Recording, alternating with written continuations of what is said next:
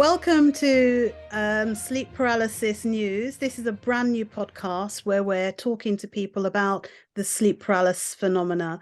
We're hearing people's stories and we're speaking to experts. I'm Sheila Price Brooks and I'm here with my co-host Cyrus. If you want to introduce yourself. Thank you. My name is Cyrus. I'm based out of Columbus, Ohio. I'm a filmmaker here. This would be our second episode. We have episode 1 out there on the YouTube channel. So you'll see what this is all about. If you missed the first episode, Sheila already touched on it. We're just networking with other people to figure out, the depth and the seriousness of sleep paralysis. So talking to experts and sleep paralysis experiencers. So I'm honored to be on call with everybody. Wonderful. And we have on today's show Davena, and Davena has very kindly offered to share her experiences with us. So without further ado, let's kind of go into the sleep paralysis story and speak to Davena and hear about her experiences and what she's been through, and if she has any remedies, solutions, thoughts about what it is, and so forth.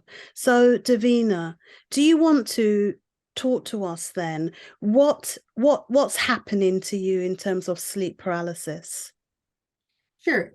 Thank you so much for inviting me on. Anything that we can do to get people to talk about this and to learn more about it. I don't know that we'll ever figure out a root cause, but if we keep digging, we'll get more and more information. So thank you for letting me participate in this. I've had sleep paralysis episodes since I was a kid. They were slightly different as a child than as an adult. A child's imagination will take you places that an adult may not go when you're imagining whatever it is that's in the room with you. But as an adult, it has always been the very stereotypical inability to move, massive fear and panic, the feeling of weight on the chest. For me, it has always been a human that has been in the room as far as what I thought was coming to hurt me. It's always been a man, because in my mind, aliens and demons do not exist on the physical plane, but people with bad intentions do. And so that is where my fear is people with bad intentions. So that is what I have always experienced. It's always been when I sleep on my back. So I don't have that very much anymore because I choose not to go to sleep starting on my back. I've made that conscious choice to start on one side or the other, and I never have sleep paralysis when I'm laying on my side. So it's been a little bit longer since I've had my last experience. And as I was saying in my emails with Sheila, the thing that has been able to pull me out the last few times is I get really angry. Fear keeps me paralyzed in my daytime life and in my dreams. Fear paralyzes me. But if I can get angry, then I can move.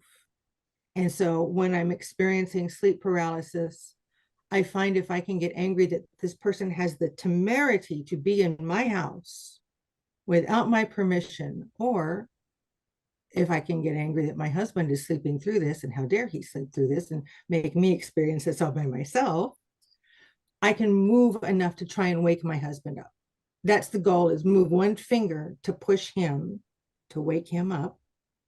And then of course it snaps. Once you move anything, it snaps and you're done. And you're laying there with the adrenaline after rush and all experiences that I've had. Okay, so when was the last time you had an episode? Probably about 5 or 6 years ago. Okay, and can you they often always actually, yeah, go ahead. I was going to ask you to talk us through a recent episode, or maybe one that is prominent in your mind. Talk us through the episode. So, for example, you'd go to bed. Where were you sleeping at the time? Was it day or was it night? From there, go through it with us. Sure, I'd be happy to. So one that I remember very clearly is we had gone to bed. It was a period of a fair amount of stress in my life, changing jobs, those kinds of stressors, went to bed. I was feeling a little angsty when I went to bed. Laid on the side of the bed away from the door, which is my habit. I don't like laying in the position closest to the door. So I laid on the side of the bed, farthest from the door. And I could feel the presence of something in the room. That nebulous sense you get that you're being watched or that there's someone or something there. I again was on my back. I'm absolutely paralyzed. I cannot move. My heart is racing a mile a minute. I feel like I've got weight on my chest. It feels very oppressive. It feels very heavy. In fact, my whole body feels like there's weight on me. And I can sense in the room, I can see in the room where the light is coming in through the window. I can see the shadows in the room. And I perceive that there is a figure of a man. They're never distinct. And in this case, that's true. It was not a distinct figure of a man, more of a man-shaped shadow. Let's Did you have a call it hat? that, a man-shaped shadow. Did you have a hat on? Yes, yes, he had like a stocking hat Oh, on. how did I know to ask that? I had never thought about that, but yes, he did. He had a stocking type hat on. That's It's like you creepy, huh? can't really see the head. Huh? That's creepy that I knew to ask that. That That a is creepy. lot of people say that, so that's why I just asked. Really? Wow. I see that I had not heard in any of the lore that I had read about a hat. Yeah, So, but yes, he did have the head covering. Oh, yeah, it's very common. So, It's also and he referred worked to as his the way shadow. around, or it worked its way around my bed. And at roughly just before it got to where it was directly in line with me, I was so angry because I was getting angry this whole time. First, it was fear, then it was, how dare you? And how dare you not be waking up while I'm dealing with this terror? Make me do this on my own. And as he got to roughly directly in line with me, I was able to make one finger move so I could push my husband and wake him up. And then I was awake. I was exhausted. I still had the heart racing. I still had all that adrenaline flowing through my body. It's horrifying. I mean, you leave these episodes when you finally can get out of it, exhausted, very anxious, that lingering feeling of dread. Um, you don't want to try and go back to sleep because you don't really know what this is unless you've been studying it. And once you've been studying it, you know what it is. You can get up, you can burn off that adrenaline, and you can go back to sleep. And I just make sure to shift position. Okay. And what do you think it is? I think it's a neurological issue. I think it's related to the type of, for me, it's related to the type of insomnia that I have. I don't remember what my neurologist called it, but I have a type of insomnia where I am technically asleep. If you put all the sensors on me, I am in sleep mode, but my brain tells me I'm awake, and I can tell you what's going on in the room. I can tell you where the light is. I can tell you where each cat is, and I'm accurate. So I'm in that liminal state between sleep and wake for a much longer period than most people are. And that's when that happens.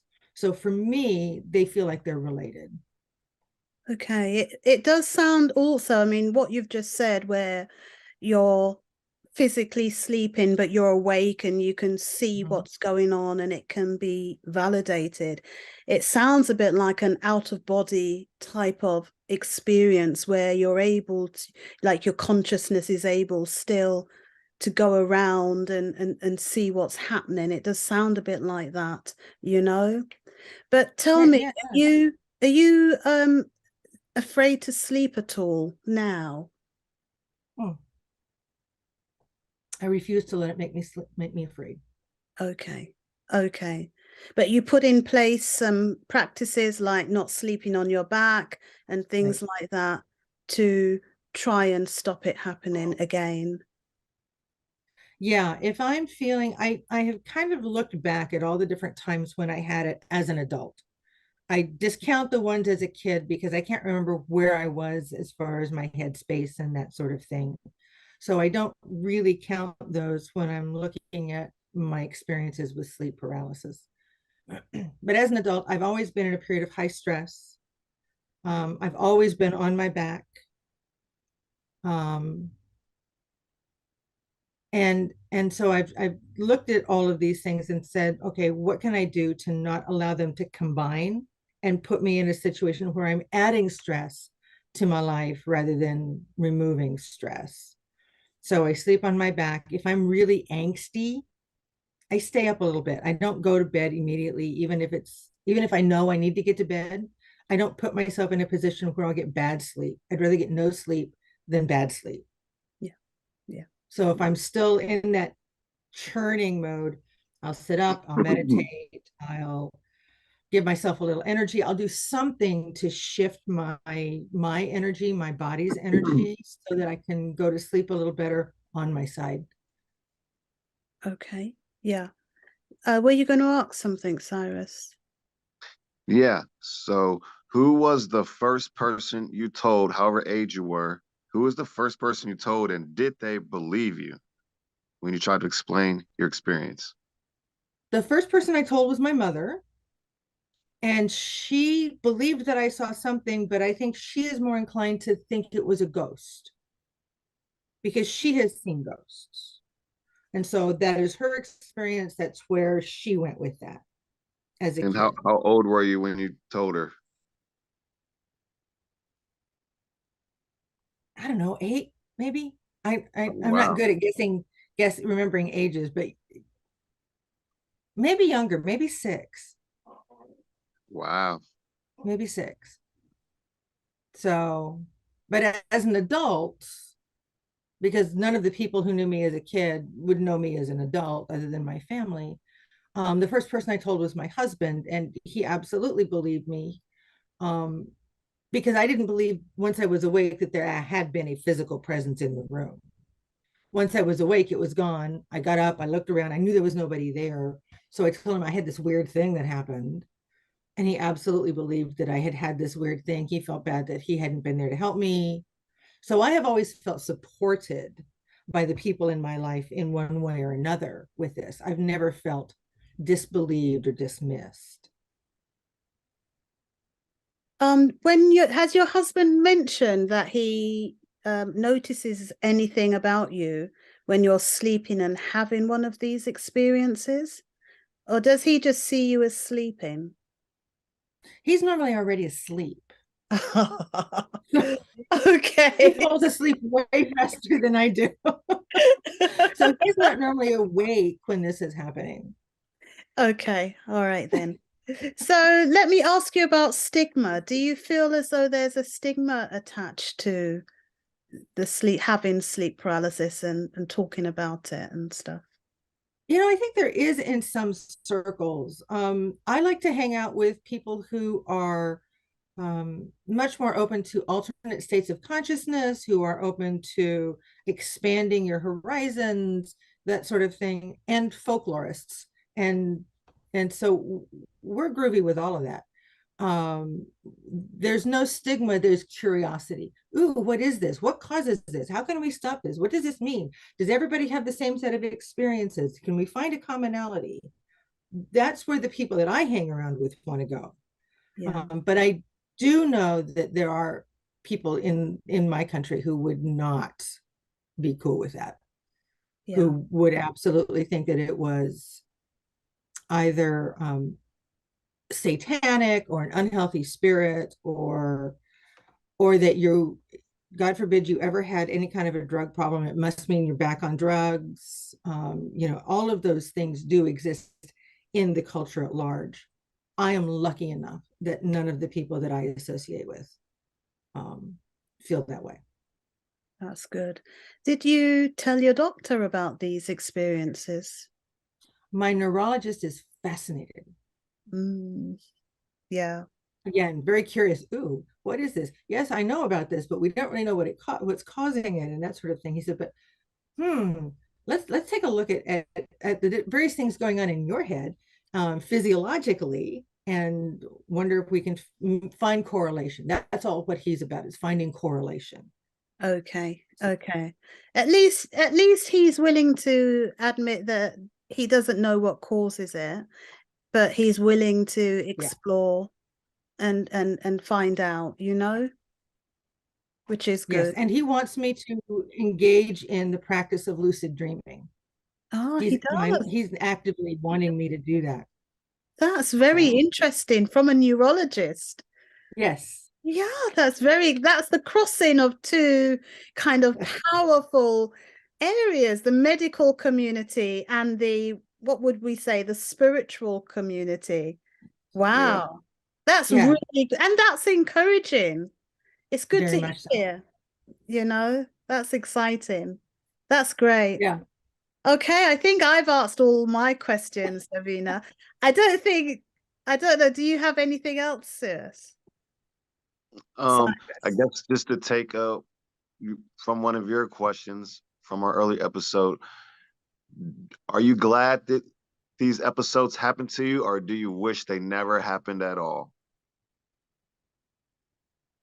I can't say that I'm either. I'm certainly not glad that they've happened because they have been stressful. But I don't wish that they had never happened because they led me down a path of self-discovery and led me to exploring things that I might not have explored otherwise. Um, I also know that when I was studying in college, I went back to college as a grown-up, which I recommend everybody do if you're interested in learning. You're not learning to be an adult as you're learning what you're learning in school, so it's much more fun. Um, and I was studying anthropology and folklore. And in one of my classes, we talked about an immigrant group. And Sheila, if I can find the article, I'll email it to you. Yeah. Um, where there's a certain immigrant group that experiences what we would call sleep paralysis. They believe it to be a demonic assault. And if it happens 3 times and they can't stop it with the proper rituals, they die. That Wow. is their belief. That is their cultural belief. Now, whether that has changed or not, I don't know, but I will try and find you that article, Sheila, for your research. I related to that. I never thought I was going to die, but knowing that there are different ways of looking at sleep paralysis around the world was really fascinating to someone who has it. And it allowed me to talk about what that felt like to have it in that class and educate a bunch of students who did not have it and didn't know what that was like and didn't even know it existed. Yeah, so That's, yeah, extremely curious. I'm extremely curious on why so many people from all over the world are, you know, having a hallucination of a dark figure. And it's not necessarily a troll or a mummy, Santa Claus, leprechauns, all the different fictional characters that we can come up with. I've got a lot of fans from facebook.com/sleep paralysis. I got a lot of fans from America, Indonesia, China. And so all these stories are similar. So I'm trying to make sense of it for many years now of why we're seeing figures along with my experience. And it's almost, and this isn't 100%, but for my explanation where I'm at, it's almost like your subconscious mind, who knows all your fears and knows all your sins, seems to be a reflection of that man that knows. I'm sorry if I'm getting too deep on everybody, but it's some deep stuff. He knows your sins, he knows your fears.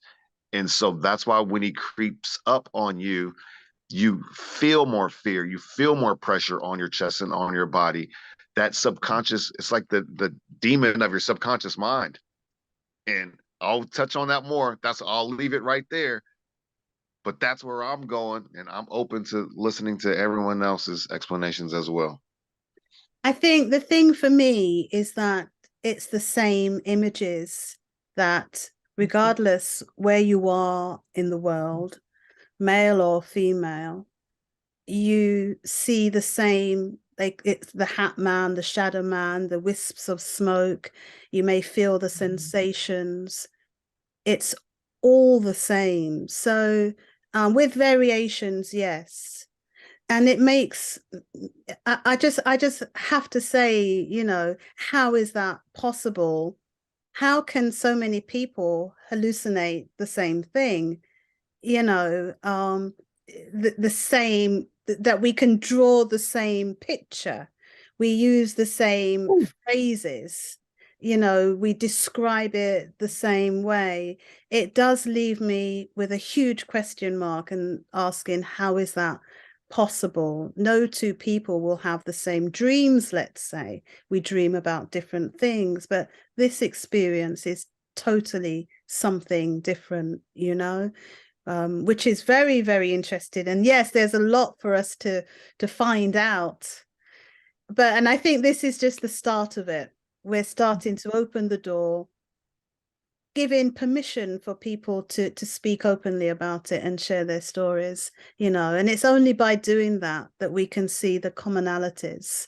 And there are commonalities. There's many more for us to find out. Great. Yes. I think there are more things in common among those of us who have this than there are separate. Yeah, but it's what is that? There's something very unique, to the extent that I've spoken to some people who said they've seen it as a gift in their life. Like you, Davina, it's brought them to a new place of awareness, spiritual awareness, for want of a better word. They feel more connected. They feel like there is more to life.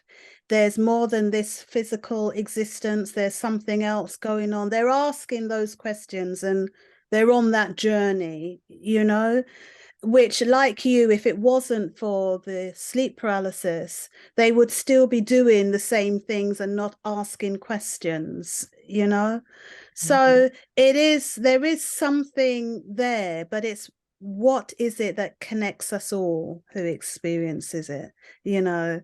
Maybe we'll find out, maybe we won't, but it's good to try and search for the answers, you know, definitely. Okay. Well, I think we've reached the end of this episode, unless there's anything else, Davina, that you'd like to share with us. Not that I can think of. I am just so delighted that people are looking into this in different ways. I'm sure that there's someone looking into this in an academic setting somewhere.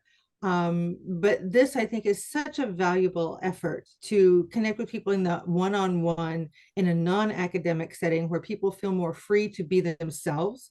Because as we know, place and design matters in how you speak to other people. Do you feel comfortable, or do you feel like there's a hierarchy of authority? This feels much more accessible to a lot of people. And having the Facebook page and other ways for people to connect with you, I think you're going to get a lot of information that folks might not share otherwise. And so I really applaud your effort with this, and I'm happy to see it. Great. Thank you. Thank you very much, Davina.